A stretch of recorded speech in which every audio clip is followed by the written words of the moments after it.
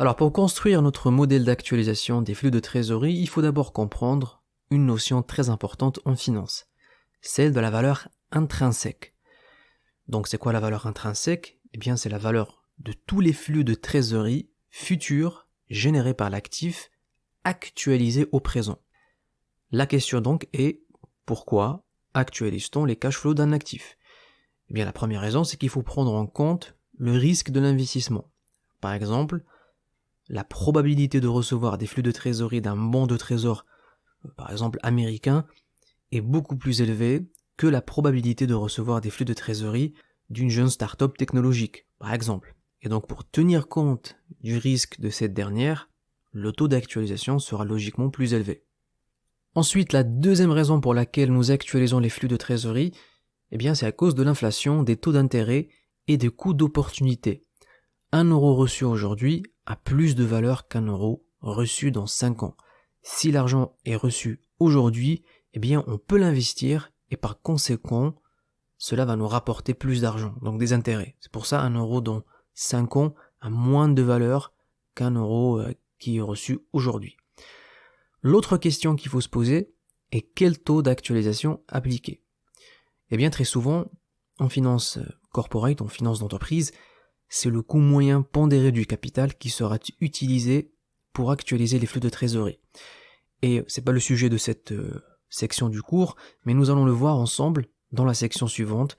Et nous, on va voir des choses comme le MEDAF, le modèle MEDAF, comment calculer le bêta, et comment calculer le coût moyen pondéré du capital qui va servir comme taux d'actualisation dans le modèle DCF, ou le modèle d'actualisation des flux de trésorerie. Voilà. Maintenant, côté Excel, comment calculer cette valeur intrinsèque? Eh bien, pour y parvenir, nous allons faire appel à la fonction VAN, ou valeur actuelle nette. Cette fonction va nous permettre de calculer rapidement dans Excel la valeur actuelle nette d'un actif, et elle comprend les composants suivants. 1.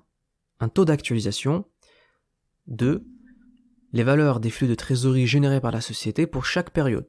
Cette période peut être mensuelle, trimestrielle ou annuelle. Et 3. Le nombre de périodes étudiées.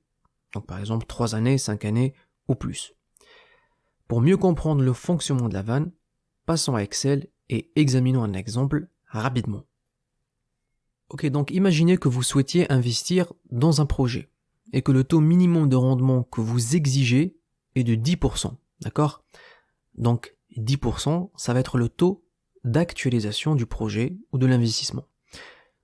Ensuite, d'après vos premières analyses, ce projet devrait générer aux alentours de 1000 euros annuellement pendant les 5 prochaines années. Donc ce sont les cash flows du projet. La question donc est, combien devriez-vous investir aujourd'hui pour avoir un rendement de 10% sur votre capital? Pour trouver la réponse, nous allons actualiser les 1000 euros de cash flow générés chaque année, d'abord manuellement, donc sans la fonction Excel VAN, afin que vous puissiez comprendre le concept de valeur intrinsèque, puis avec la fonction VAN d'Excel. Bien, on sait que ce projet va se tenir sur 5 années.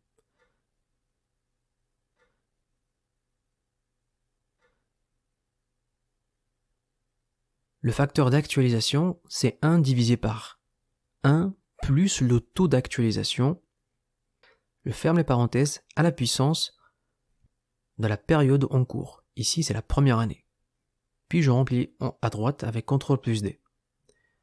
Maintenant, pour actualiser les cash flows, il suffit de les multiplier par le facteur d'actualisation correspondant. Et donc la valeur intrinsèque de ce projet, c'est tout simplement la somme de ces flux de trésorerie actualisés au taux de 10%. Cette vanne signifie qu'un investisseur doit payer aujourd'hui 3791 euros pour percevoir 1000 euros annuellement sur 5 ans. Et en payant ce prix, l'investisseur aura un taux de rendement interne de 10%. Maintenant, on va appliquer la fonction VAN d'Excel. Donc, on prend le taux d'actualisation, on sélectionne ensuite tous les flux de trésorerie non actualisés, puis on valide. Et donc, comme vous pouvez le constater, nous avons le même résultat qu'avec la formule manuelle.